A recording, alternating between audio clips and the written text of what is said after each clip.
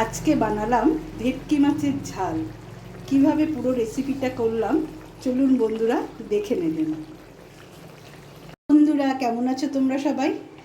চলো আজকে একটা রেসিপি রান্না করছি, ভাবলাম তোমাদের সঙ্গে একটু কথা বলতে বলতে রান্নাটা সেরে ফেলি। কড়াই গরম হয়ে গেছে, একটু তেল দিয়ে দিলাম, সর্ষের তেল। এদিকে দেখো, এগুলো ভেটকি মাছ, এগুলো একটু নুন হলুদ মাখিয়ে নিচ্ছি।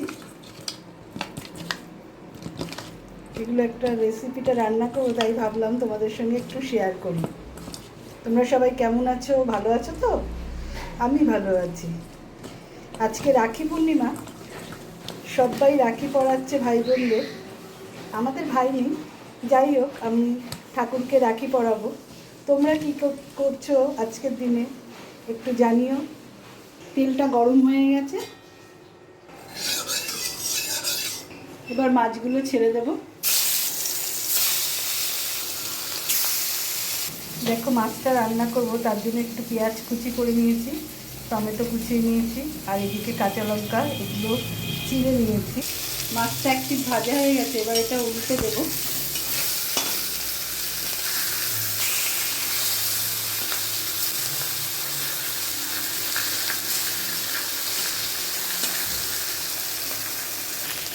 মাছগুলো ভাজা হয়ে গেছে, এবার তুলে নেব। ভেটকি মাছ খুব একটা কড়া ভাজে না। আমি মাছগুলো ভাজা হয়ে গেছে, এবার মাছগুলোকে তুলে নিচ্ছি। দেখুন ভালো ভাজা হয়ে গেছে।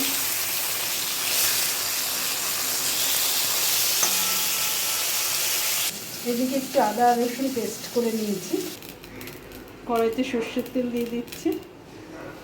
এবার পেঁয়াজগুলো ছেড়ে দিচ্ছি।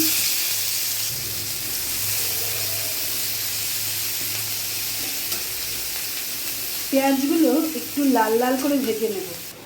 এবার টমেটোটা দিয়ে দিচ্ছি, দিয়ে দিচ্ছি নুন, হলুদ গুঁড়ো,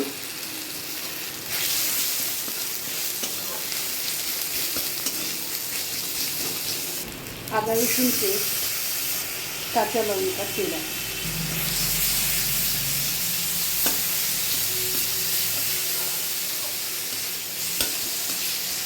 এবার একটা মশলার পেস্ট বানাবো। জিরে গুঁড়ো দিয়ে দিচ্ছি কিছুটা, ধনের গুঁড়ো দিয়ে দিচ্ছি, ধনে গুঁড়ো, আর দিয়ে দিচ্ছি একটু কাশ্মীরি লঙ্কার গুঁড়ো।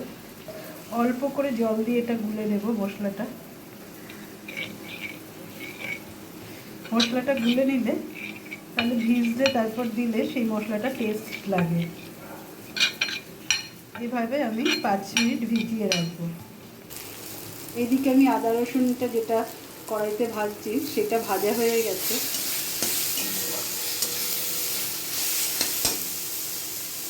এবার আমি মশলার পেস্টটা ঢেলে দেবো, এটা ভালো করে কষে নেব। যতক্ষণ না তেল বেরোচ্ছে ততক্ষণ এটা কষে নেব। এইদিকে একটা পাত্রে আমি কিছুটা দই নিয়ে নেব, দইটাকে ভালো করে গুলে নেব, একদম যেন ক্রিমের মতন হয়ে যায়।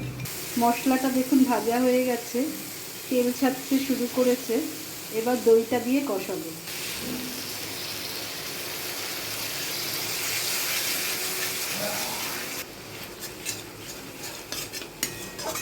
দইটা থেকে জল বেরোতে শুরু করেছে, দেখুন।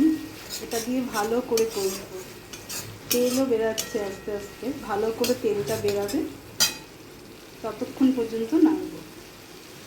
দেখুন বন্ধুরা, দই থেকে জল ছাড়তে শুরু করেছে। ভালো করে কষে নেব, পুরো জলটা টেনে যাবে আর তেলটা বেরাতে থাকবে। দেখো মশলাটা কষানো হয়ে এসছে, আবার একটু সামান্য জল দেবো, অল্প সামান্য। মশলাটা পুরো কষানো হয়ে গেছে, দেখো। এবার জল দিয়ে দেবো। জলটা অল্প দেবো, যেহেতু এটা গা মাখা হবে সেই জন্য বেশি জল দেবো না।